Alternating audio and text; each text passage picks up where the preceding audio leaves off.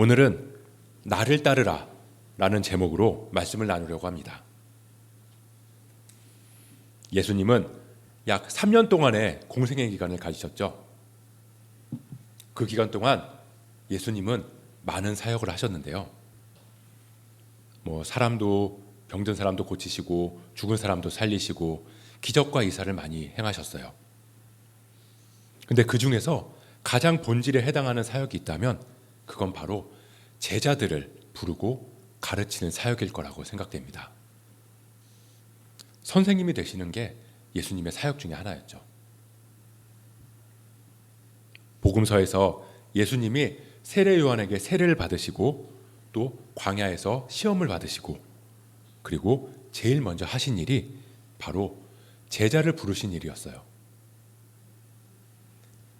그렇게 모든 사역에 앞서서 제자를 부르신 것으로 봐서 예수님에게 있어서 제자들을 부르시고 그들을 가르치시는 일이 매우 중요한 사역이라는 것을 우리는 알 수 있습니다. 그래서 오늘은 예수님께서 부르신 제자에 대해서 부르심, 반응, 사명 이렇게 세 가지로 나눠서 제자도에 대해서 살펴보려고 합니다. 먼저 부르심입니다. 예수님은 제자들을 부르실 때 한결같으셨어요. 항상 나를 따르라 라는 초대의 형태로 제자들을 부르셨죠. 그러니까 제자가 되는 첫걸음은 바로 예수님을 따르는 겁니다. 그리고 따르는 그 자체가 제자들이 예수님으로부터 배우는 방식이기도 합니다. 예수님 당시에 스승과 제자의 관계는 그랬어요. 대부분은 제자들이 선생님을 찾아 나섰습니다. 내가 이 선생님에게 배울 것이 있고 내가 이 선생님에게 뭔가 필요한 것이 있다라고 하면 그 선생님을 찾아가서 제가 제자가 되겠습니다 라고 말을 하는 거죠.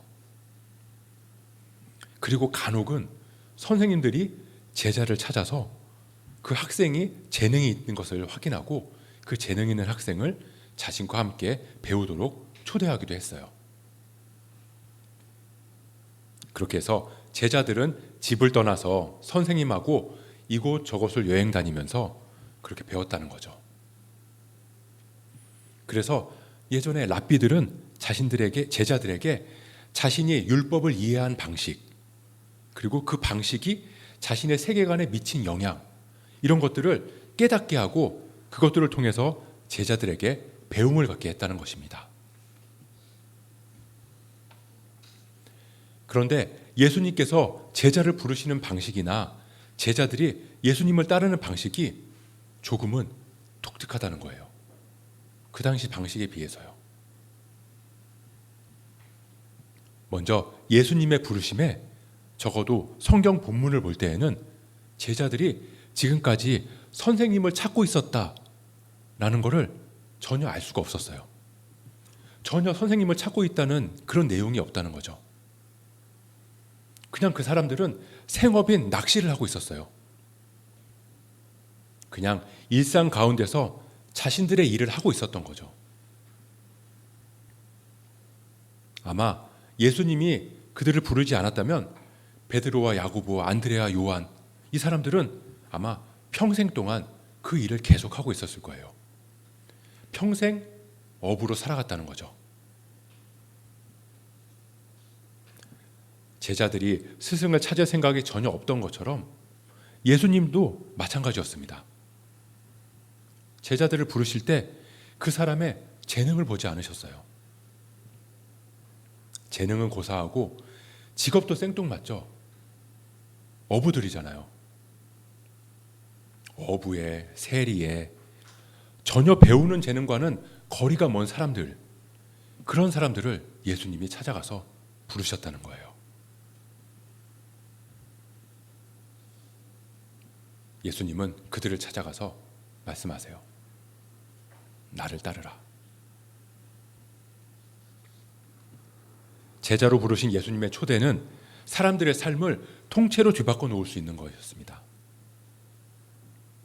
실제로 베드로와 야고보와 안드레, 요한, 이 사람들은 예수님을 따르려고 할 때 자신들의 삶과 생계, 가족, 모든 기대, 그리고 앞으로의 계획까지 다 내려놓고 떠나야만 했습니다. 그런데 문제가 하나 있어요. 부르심에 응해서 예수님을 따르기는 했는데 그 부르심이 항상 확실한 변화를 체험한다거나 내가 어떻게 좀 배워서 성장을 이룬다거나 그런 게 느껴지지 않는다는 거죠. 제자들은 예수님의 부르심에 응해서 다 버리고 예수님을 따랐는데 여전히 삶의 문제로 고민하고 있었고요. 여전히 불안과 두려움이 그들 안에 있었고요. 여전히 세상의 습관들이 그들에게 남아 있었어요.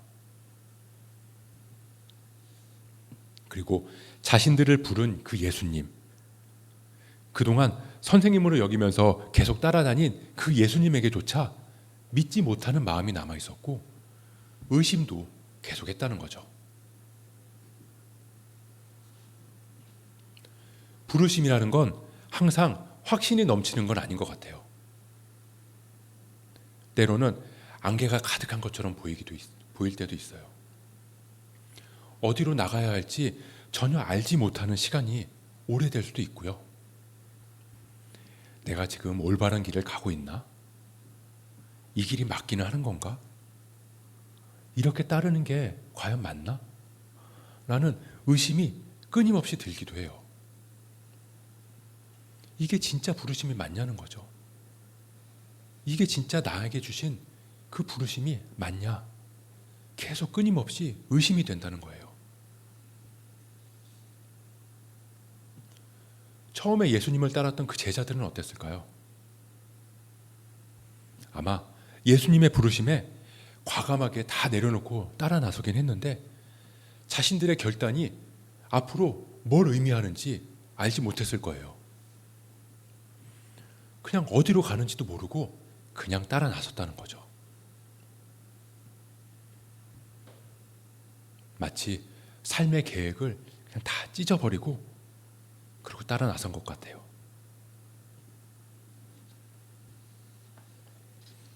그래서 우리도 그래요.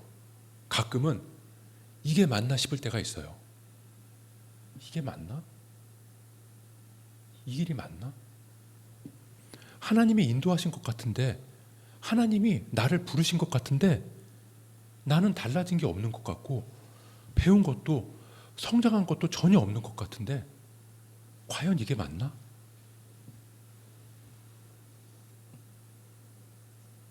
그저 가끔은 안개가 자욱하기도 하고 비바람이 몰아치기도 하고 어떤 날은 꽃밭이었다가 어떤 날은 자갈밭이었다가 그냥 그런 날들만 계속 지나갈 뿐이에요.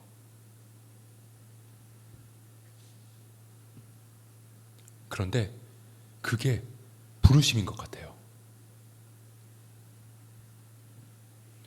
우리는 배운다 라고 하면 뭔가 효율적인 교육 체계를 먼저 떠올리곤 하죠.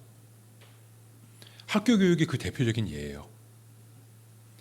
그 효율적인 교육 체계로 인해서 우리는 정말 많은 혜택을 누리게 됐어요. 짧은 시간에 많은 것들을 배우게 됐거든요.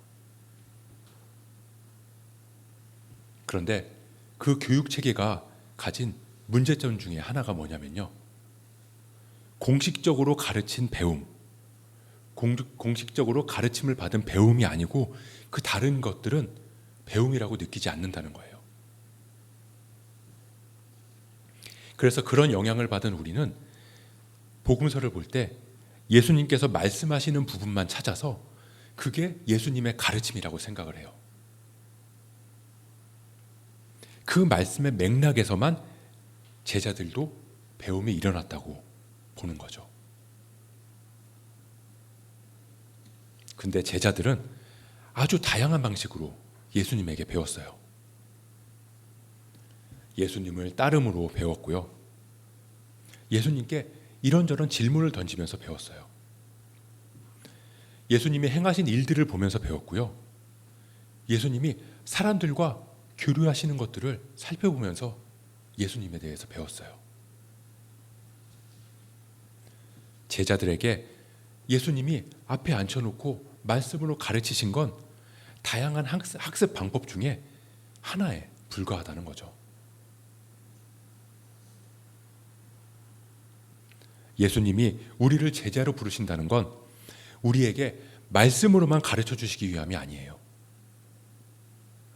제자가 되는 건 성경 공부를 많이 하는 것도 아니고요. 제자 훈련 받고 이런저런 교육을 받는 것만이 아니에요. 그건 제자로 부름받은 사람들에게 주어진 여러 가지 배움의 방식들 중에 하나라는 거죠.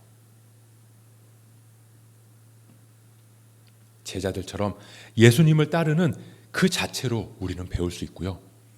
예수님과 교제하면서 배우고 예수님과 동행하면서 우리는 배운다는 거예요.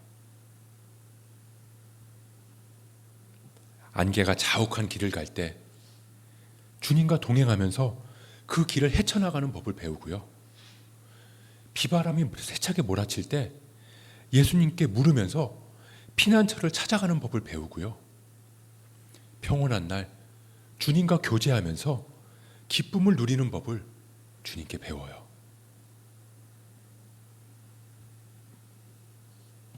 내가 의지했던 것, 모든 것을 다 뒤로 한 채 일상의 날들을 예수님을 따르면서 지나간다는 겁니다.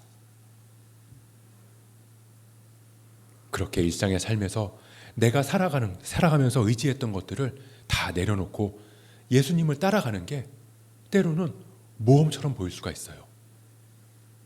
하지만 그 안에서 예수님과 동행하면서 예수님과 손잡고 가면서 거기서 예수님에게 우리가 배운다는 거죠. 그래서 예수님을 따른다는 건 누군가에게는 전혀 말도 안 되는 일이고요. 그런데 동시에 누군가에겐 가장 말이 되는 일이라는 거죠.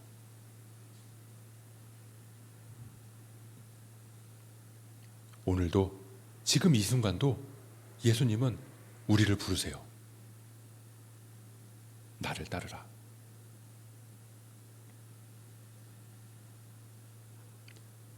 두 번째는 반응입니다. 이번에는 주님을 따르겠다고 찾아온 사람들이 있었어요. 누가복음 9장 57절부터 62절 함께 볼까요? 길 가실 때 어떤 사람이 여짜오되 어디로 가시든지 나는 따르리이다.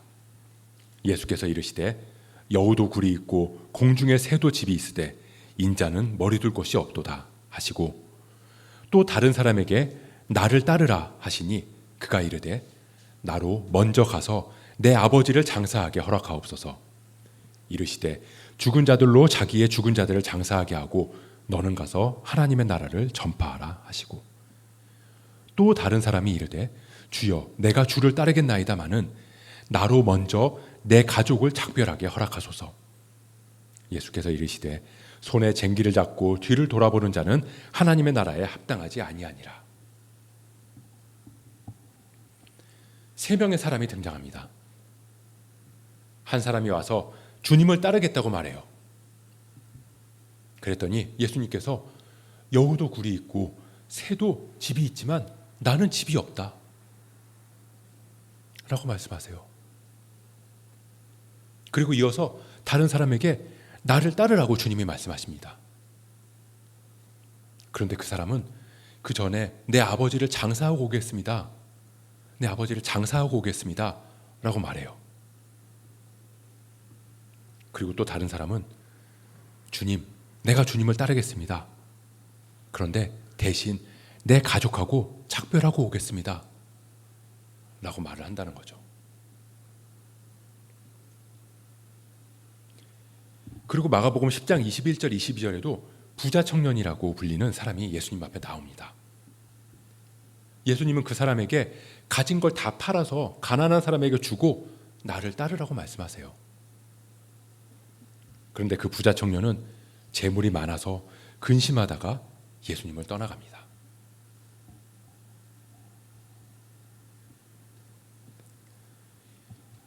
예수님과 잠재적인 사이에 예수님과 잠재적인 제자 사이에 나누어진 이 대화예요.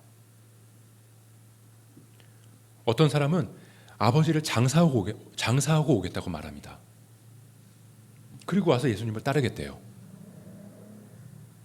근데 뭐 어려운 일 아니잖아요. 아버지를 장사하고 오겠다는데.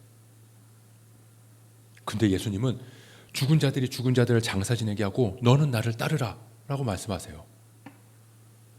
어떻게 보면 예수님이 참 매몰차게 느껴집니다.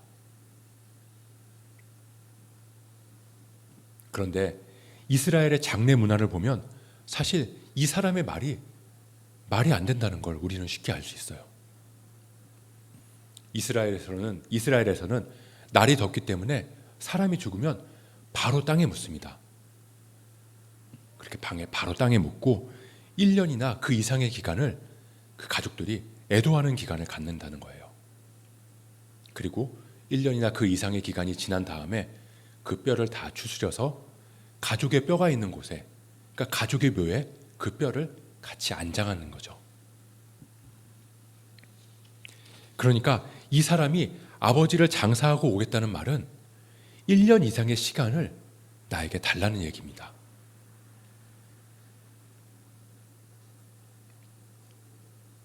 나를 따르라. 그 말에 주님, 제가 따르겠습니다. 그런데 조금만 더 편하고 안정적인 방법은 없을까요? 주님을 따르겠습니다. 단 시간을 좀 주세요. 1년만 기다려주시면 제가 와서 따르겠습니다. 주님을 따르겠습니다. 그런데 그 전에 다른 일 좀 먼저 하고 올게요. 저는 주님을 따르면서 영원한 생명을 원합니다. 그런데 동시에 제가 가진 모든 것도 놓치고 싶지 않습니다. 이 사람들에 대한 예수님의 대답은 강경했어요. 하나님 나라에 가는 길이 얼마나 값비싼 대가를 치러야 하는 것인지를 보여주시는 거죠. 나를 따르라는 예수님의 부르심에 대한 반응은 저는 당신을 따르겠습니다. 여기서 그쳐야 된다는 겁니다. 저는 당신을 따르겠습니다. 뒤에 어떤 제한도, 어떤 수식어도 붙으면 안 된다는 거예요. 그러나 혹시 다만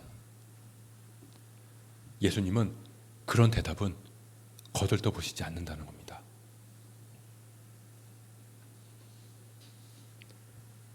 나를 따르라. 예수님의 부르심에 우리도 우리의 대답을 점검해 봐야 합니다. 저는 당신을 따르겠습니다. 그런데 우리 가족이, 그런데 요즘의 시간이, 그런데 지금 내 환경이,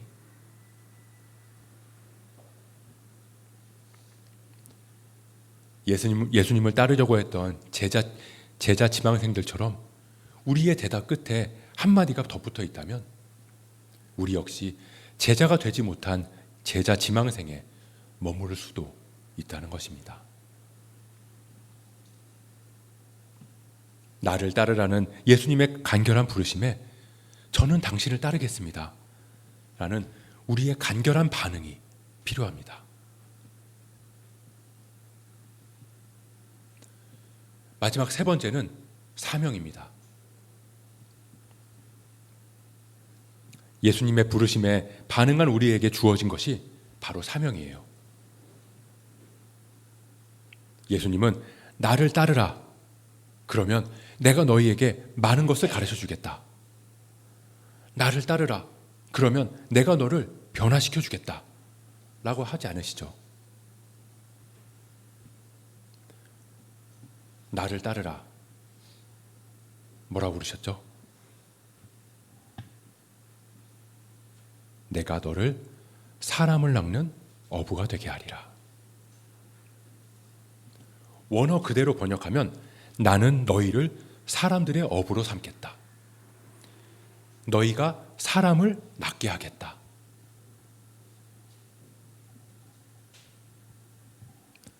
사람을 낚는다는 표현은 구약에 많이 나오는데요. 예레미야 16장 16절을 보면 이런 표현이 나옵니다. 보라, 내가 많은 어부를 불러다가 그들을 낚게 하며. 아모스 4장 2절도 낚시로 너희의 남은 자들도 그리하리라. 하박국 1장 15절에도 낚시와 그물로 사람들을 잡아 올린다는 말씀이 있습니다. 다 심판의 이야기입니다. 죄인들을 잡아서 심판한다는 뜻으로 사람을 낚는다는 표현을 쓰고 있다는 거죠. 그런데 마태복음의 천국 비유의 말씀에서처럼 심판을 결정이라는 단어로 사용할 수도 있을 것 같습니다. 그러니까 제자들에게 주어진 사명, 사람을 낚게 하겠다. 그 사명은 사람들을 결정의 순간으로 데려오는 데 있다는 것입니다. 사람들을 결정의 순간으로 데려오게 하겠다.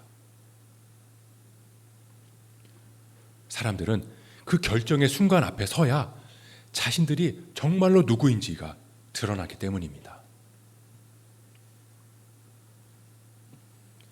예수님의 제자가 되어서 예수님을 따라다니면서 배우고 질문하고 그렇게 예수님에게 배우면서 예수님이 행하신 일들도 보고 예수님이 사람들과 교제하는 것들도 보고 그렇게 배운 그 배움은 결국은 행동하고 실천하기 위한 배움이라는 것입니다. 그리고 그 행동과 실천이 우리에게 주어진 사명이라는 거죠.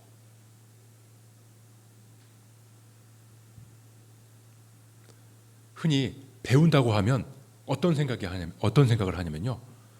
배워서 남주냐? 라는 말이 있는 것처럼 우리의 지식을 쌓고 우리가 더 나은 사람으로 거듭나기 위해서, 더 나은 사람이 되기 위해서 배운다고 생각하기가 쉬워요. 그런데 예수님이 제자들을 부르신 이유는 그게 아니라는 거죠. 예수님은 제자들이 하나님 나라를 위해서 그 나라에 동참할 수 있도록 사람들을 중대한 결정의 순간으로 인도하도록 부르신다는 겁니다. 그러니까 우리 자신을 위해서가 아니라 다른 사람과 하나님 나라를 위해서 부르신다는 거죠. 그래서 우리는 끊임없이 예수님을 따르면서 배우고 또 배웁니다. 그럴 때 우리는 하나님 나라에 대해서 풍성하게 알게 되고 사람들을 하나님 나라로 인도하는 그 사명에 충실히 감당할 수 있기 때문입니다.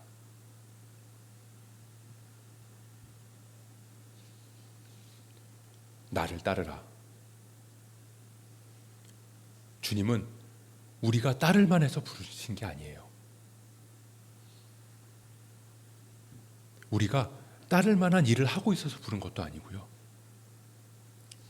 그저 우리의 각자의 삶의 자리에서 우리를 부르셨어요.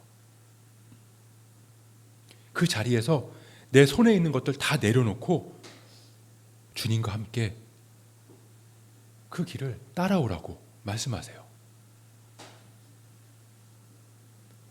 안개가 자욱할 때도 비바람이 몰아칠 때도 주님과 함께 주님 손 잡고 그 길을 헤쳐나가는 법을 배워요. 그렇게 주님 손 잡고 같이 걷자고 우리를 초대하시는 거예요.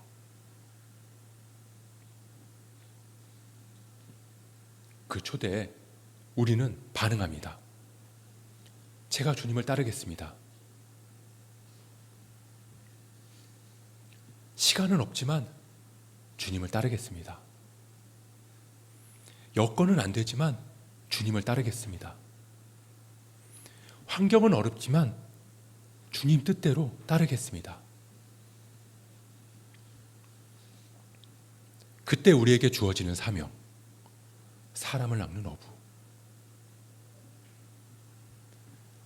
제자로 부름받은 나를 통해서 이제 나의 학교가, 나의 일터가, 나의 공동체가 하나님 나라에 동참합니다. 제자로 부름받은 나를 통해서 이 땅에 하나님 나라가 임합니다.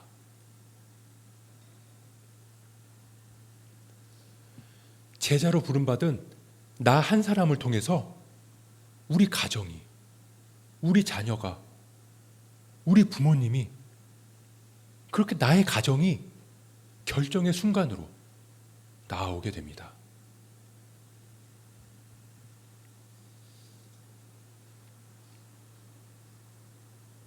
예수님은 지금 이 순간에도 와서 나를 따르라 라고 우리를 부르세요. 이제 come&see, 와서 보라 라고 말하면서 사람들을 불러내야 하고요. 그들로 하여금 예수님을 발견하고 결정할 수 있도록 우리는 이끌어야 돼요.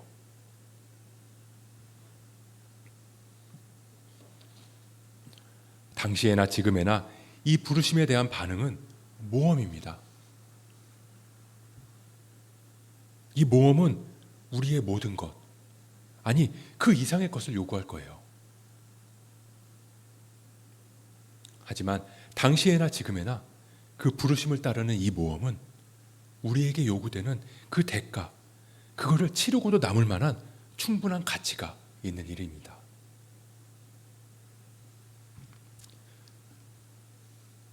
우리가 이 사순절 기간 동안 우리를 부르시는 주님의 음성에 귀를 기울이기를 소원합니다. 그리고 주님을 향한 갈급함으로 반응했으면 좋겠어요. 제가 주님을 따르겠습니다. 그래서 우리를 채우시는 주님과 동행할 수 있으면 좋겠습니다. 그렇게 제자된 우리가 주님과 늘 동행하면서 하나님 나라에 대해서 풍성하게 누리고 사람들을 그 풍성한 하나님 나라로 인도하는 사명을 감당할 수 있는 저와 여러분 되시길 주님의 이름으로 축복합니다.